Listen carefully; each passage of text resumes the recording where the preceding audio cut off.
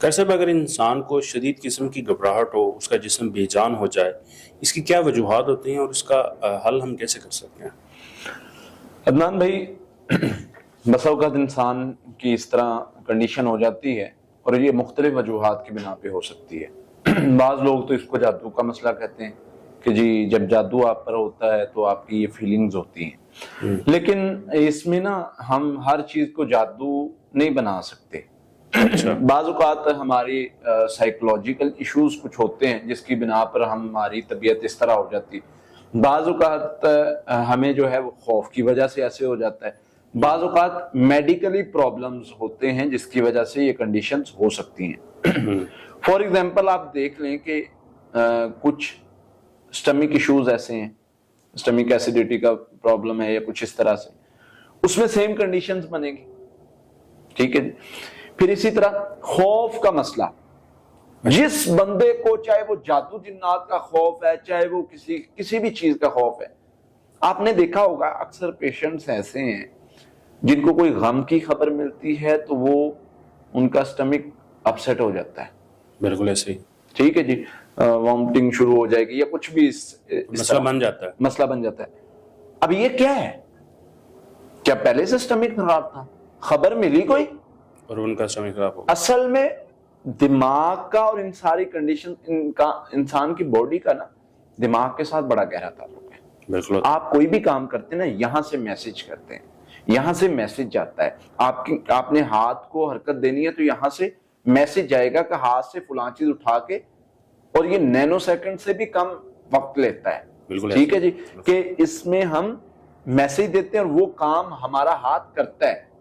बाज कंडीशंस ऐसी हैं, बाज हमारे मतलब दिमाग ऐसी चीजें हैं, अगर वो रुक जाएं, वो केमिकल्स बनना रुक जाएं, वो चीजें बनना रुक जाएं, हम हरकत नहीं कर सकते।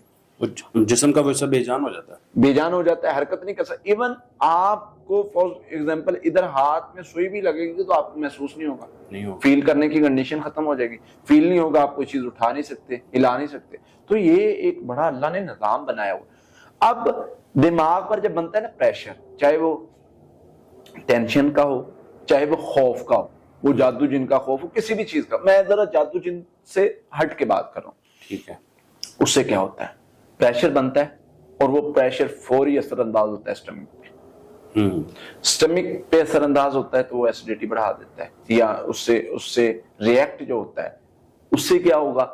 उससे आप फौरी, अब बंदे की कैटेगरीज होती हैं कि बंदे का इम्यून सिस्टम कैसा है, या बंदे की कंडीशन कैसी है, मेंटली लिहाज से कितना स्ट्रांग है, वो बाहर से आने वाली टेंशन खौफ को कैसे मैनेज करता है। ठीक है जी, उसको अपने ऊपर सवार करता है नहीं करता। अब जो बंदा कमजोर है वो फौरी उसका स्टमक खराब होगा या स्टमक में प्रॉब्लम बनेगी और उसको ये 3-4 सिम्टम्स हो जाएंगे, जिस्म का बेजान होना, घबराहट होना, सांस का फूलना और सर का दर्द या चक्कर या बट्टों का खचाव। तो ये अब ये कंडीशंस जो हैं वो मालिक जब देखता है तो वो कह देता है कि तुम्हारा यकदम हुआ था ना, हाँ जी एकदम से हुआ था, तो तुम्हें तो जादू है। मैं ये कहता हूं कि बसाओ का शैतानी असर से भी ये कंडीशंस बनती है, लेकिन उसका प्रोसेस यही है।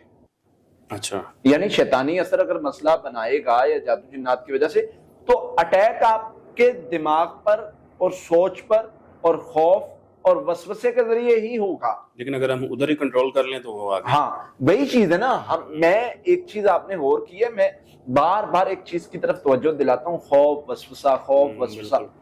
अब ये देखें कि इसकी कड़ी मिलती है। अब जादू जिन भी अटैक करता है अगर खौफ वसवसे के जरिए, तो वो फौरी तौर पर कहां पर असरअंदाज होता है? दिमाग पर। खौफ दिमाग से आएगा, वसवसे दिमाग में आएंगे।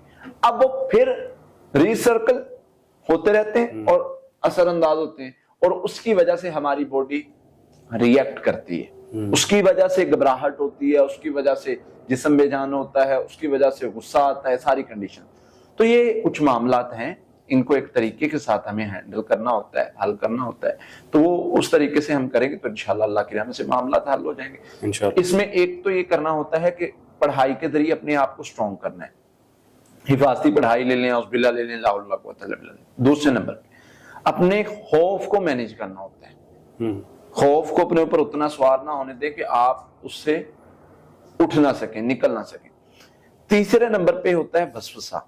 वसवसे के जरिए भी आप, वसवसा आता है और वो एक तरह से डिप्रेशन बनता है। खौफ की वजह से ही पैनिक अटैक होते हैं, ठीक है जी। और वो कंडीशंस जो हैं वो रिपीट होती हैं और वो स्टमक पे असरअंदाज होती हैं और उसकी वजह से आप जिस्म बेजान उस तरह कंडीशन महसूस करते हैं।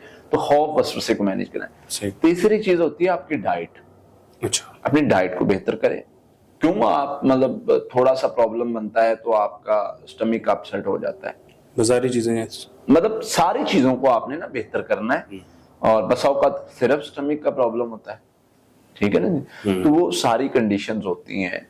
बस औकात आपका इम्यून सिस्टम इतना कमजोर है कि वो कोई भी मसला छोटा सा भी है तो वो कैफियत खराब हो जाती है। तो इन चीजों को बेहतर करना है, हर चीज को, अपनी डाइट बेहतर करनी है, अपना खौफ खत्म करना है, मेंटली लिहाज से स्ट्रॉन्ग करना है, खौफ वसवसे को मैनेज करना है, और इसी तरह जो है वो रूहानी तौर पर आपको मजबूत होना है। सारी चीजें करेंगे तो इंशाल्लाह ये मसला नहीं होने वाला, आप हर लिहाज से मजबूत हो जाएंगे। बिल्कुल, बहुत शुक्रिया गाजी साहब।